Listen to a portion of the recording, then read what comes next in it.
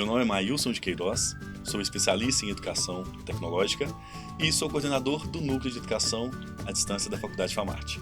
Hoje eu quero convidar você para conversarmos um pouco sobre a tecnologia na educação em tempos de ensino remoto. Primeiramente, é importante a gente entender que tecnologia não é algo de agora, não é algo atual. A tecnologia sempre existiu.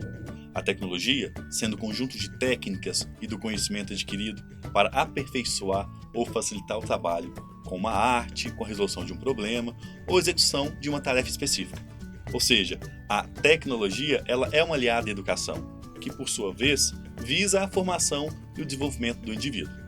Ou seja, tecnologia e educação elas se unem e se complementam.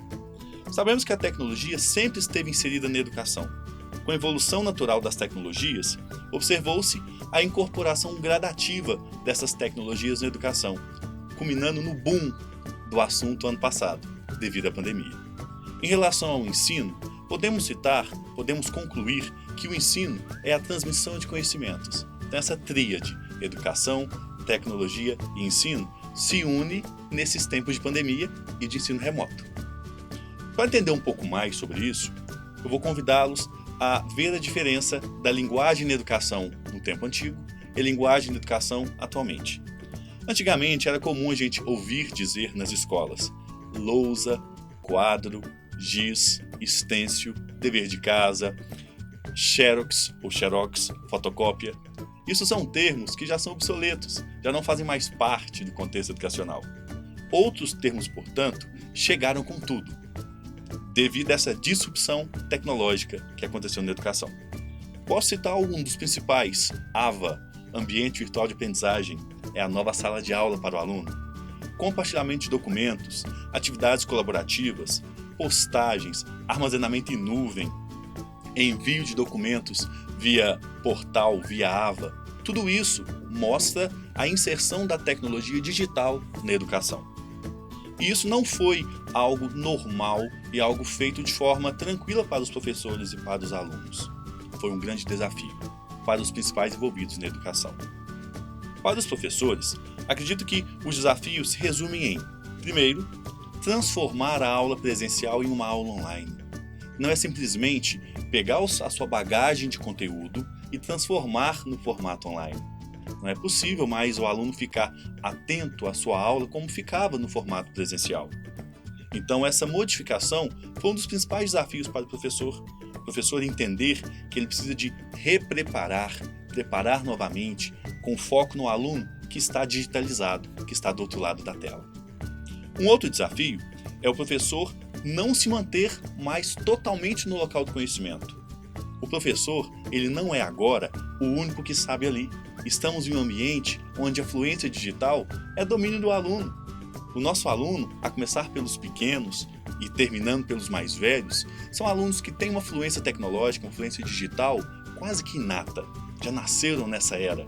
Nós, professores, precisamos nos adaptar a essa fluência digital. Então nós estamos num meio onde a gente vai trocar conhecimentos com o aluno.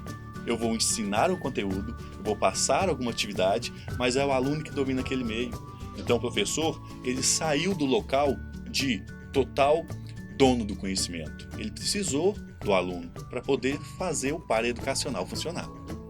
Além disso, precisamos entender que a educação ela não é a grande finalidade desse processo do ensino remoto. Pelo contrário, a educação tecnológica é uma ferramenta para que isso aconteça.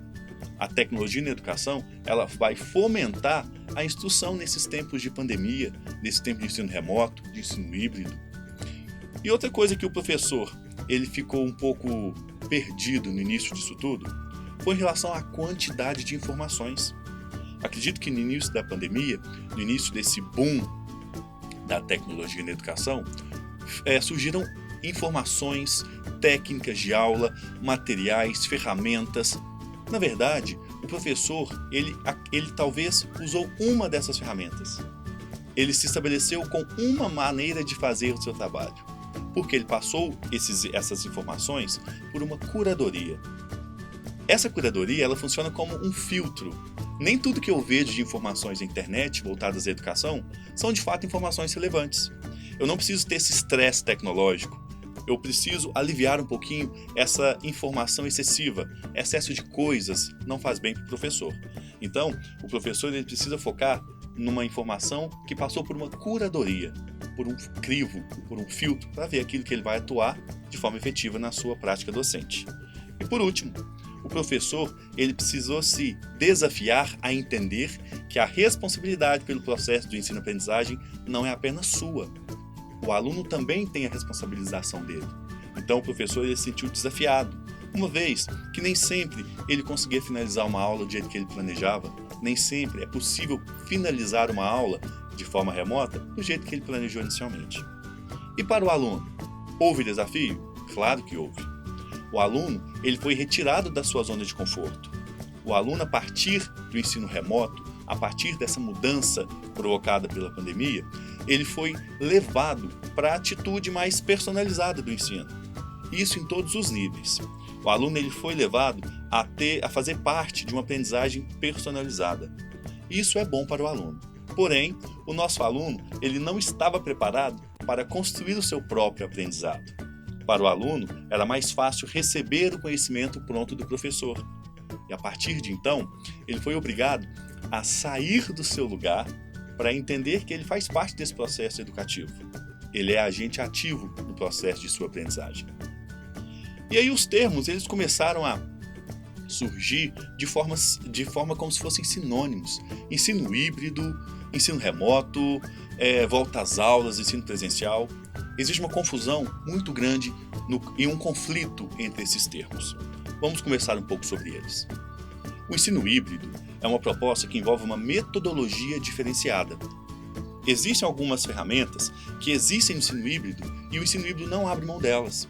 A principal é a participação ativa do aluno no seu processo personalizado de aprendizagem. No ensino híbrido, não é apenas eu ficar em casa um dia e ir à escola no outro dia. Isso não é ensino híbrido. Ensino híbrido é uma metodologia que conta com a participação ativa do aluno em momentos síncronos, presenciais, e em momentos assíncronos, onde ele vai atuar de forma offline. Então, o ensino híbrido não é o que eles estão chamando aí como implantação nas escolas a partir desse ano. Esse é o ensino remoto e é o ensino de caráter emergencial. Digamos que esse novo ensino que eles estão pregando, o ensino onde parte da sala vai ficar, parte dos alunos fica na sala e parte dos alunos assiste a mesma aula de casa, é o que os últimos autores chamam de hot instruction. Hot, de quente, mas aqui não tem esse significado. Para nós, ele é a abreviação de here or there, aqui ou lá. Ou seja, as turmas ficarão divididas. Parte dessa turma fica presencialmente com o professor na escola, parte da turma fica em casa, assistindo aula ao mesmo tempo que os alunos estão assistindo na escola. Esse modelo ele já vem sido falado por alguns estudiosos da educação tecnológica há alguns anos e ganhou muita visibilidade a partir do ano passado. Então é importante lembrar que a volta às aulas ela não vai trazer consigo as bagagens do ensino híbrido. Ela vai trazer consigo as bagagens desse novo modelo, Hot Instruction. Então, como instalar, como fazer funcionar o ensino híbrido? Inicialmente, você precisa pensar no seu aluno. Aluno, você precisa participar do processo de educação e de ensino. Primeira coisa que tem que ser pensada é o protagonismo do aluno e consigo a personalização do ensino. Lembrando que o ensino híbrido ele visa a evidência de aprendizagem para potencializar essa aprendizagem futuramente. Seria como se o professor ele tivesse condições de verificar evidências de aprendizagem do aluno, não apenas por prova ou avaliações de múltipla escolha. Não, pelo desenvolvimento de tarefas, pela verificação de assimilação de conteúdos, para aí sim ele poder potencializar a aprendizagem do seu aluno. Lembrando que a tecnologia precisa estar inserida, não como um suporte, não como uma bengala, mas como um meio. Ela precisa fazer parte daquele processo de ensino híbrido. E como ajudar o aluno nesse momento? Promovendo metodologias ativas. São diversas metodologias ativas que encerram-se dentro do modelo de ensino híbrido. Mas eu vou citar algumas aqui para convidá-los, inclusive, a pesquisar mais sobre isso comigo. Temos a sala de aula invertida, que vem do inglês Flipped Classroom. tem a gamificação, que é totalmente diferente de você promover um jogo na sala com o aluno. Professor, gamificação não é a mesma coisa que game? Não. Game é você promover um jogo sem intuito pedagógico, sem objetivo pedagógico. A gamificação, ela traz consigo elementos dos jogos, elementos do game. E a hora que você promove a gamificação, você tem condições de atingir a aprendizagem efetiva do seu aluno. Além desses dois termos, temos a rotação por estações, temos a aprendizagem baseada em projetos e a aprendizagem baseada em problemas. São algumas técnicas que podem ser usadas como ferramentas dentro da estrutura do ensino híbrido. Eu vou deixar aqui disponível para vocês no QR Code, para que você aponte seu celular e tenha acesso a um quiz e também a alguns materiais sobre o assunto que eu acabei de falar. Também estará disponível no link abaixo do vídeo, para que você tenha acesso ao quiz, para verificar se você compreendeu tudo que eu disse, e também ao material sobre o assunto. É importante estar atento. Eu já falo com você, profissional da educação ou interessado por essa área. Você está preparado para o ensino digital?